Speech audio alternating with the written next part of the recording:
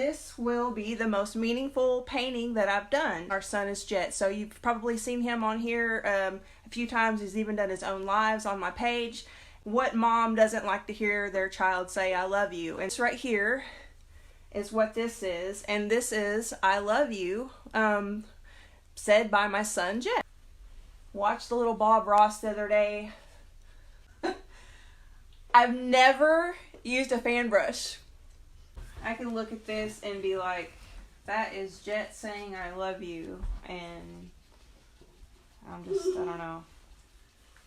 He says it all the time. That's like the best part, you know, about being a mom is just the random I love yous.